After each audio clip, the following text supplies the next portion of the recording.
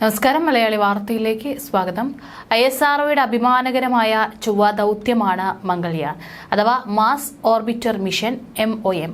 2013 November 5-നാണ് ഇന്ത്യയുടെ കന്യ ആന്ധ്രാപ്രദേശിലെ ശ്രീഹരിക്കോട്ടയിൽ നിന്ന് മംഗൾയാൻ വിക്ഷേപിക്കുന്നത്.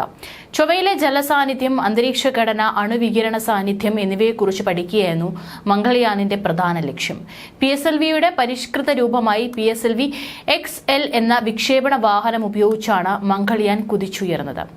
6 മുതൽ 8 മാസം വരെയാണ് മംഗൾയാൻ ആയുസ് കരുതിയിരുന്നത്. എന്നാൽ 8 വർഷത്തോളം പേടകം പ്രവർത്തന യോഗ്യമായിരുന്നു. ഇപ്പോൾ മംഗൾയാന്റെ ചരിത്ര വിജയത്തിന് ശേഷം ചൊവ്വയിലേക്കുള്ള രണ്ടാമത്തെ ദൗത്യത്തിനായി വലിയ ചുവടുവയ്പുമായി ഇന്ത്യൻ ബഹിരാകാശ ഗവേഷണ സംഘടന. മറ്റൊരു ഗ്രഹത്തിൽ ബഹിരാകാശ പേടകം ഇറക്കുന്ന ഭൂമിയിലെ 3ാമത്തെ രാജ്യമാകാനും ഒപ്പം എലൈറ്റ് ക്ലബിൽ സ്ഥാനം നേടാനുമാണ് ഇന്ത്യ ലക്ഷ്യമിടുന്നത്.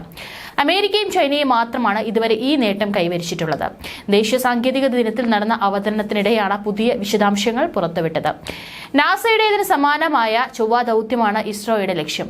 നിയന്ത്രിതവും കൃത്യവുമായ ലാൻഡിംഗുകൾ ഉറപ്പാക്കാൻ നാസ വികസിപ്പിച്ച സാങ്കേതിക വിദ്യയായ സ്കൈ ക്രെയിൻ സിസ്റ്റം ഉപയോഗിച്ചാണ് റോവർ വിന്യസിക്കുക. Heavy lift launch vehicle mark 3 വഴിയാകും വിക്ഷേപണം. ചൊവ്വയുടെ ഉപരിതലത്തിൽ MLM ലാൻഡ് ചെയ്യാൻ ഒരു സൂപ്പർസോണിക് പാരച്യൂട്ട് ഉപയോഗിക്കും.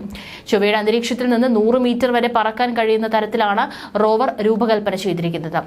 അതേസമയം ചൊവ്വ ദൗത്യവുമായി ശരിയായ ആശയവിനിമയം ഉറപ്പാക്കാൻ ഒരു റിലേ കമ്മ്യൂണിക്കേഷൻ സാറ്റലൈറ്റ് വിന്യസിക്കാനും ഇസ്രോ പദ്ധതിയിടുന്നുണ്ട്.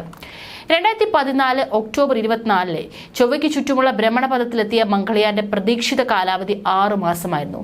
പ്രൊപ്പൽഷൻ സിസ്റ്റത്തിന്റെ കാര്യക്ഷമതയാണ് പേടകത്തിന്റെ ആയുസ് കൂട്ടിയത്.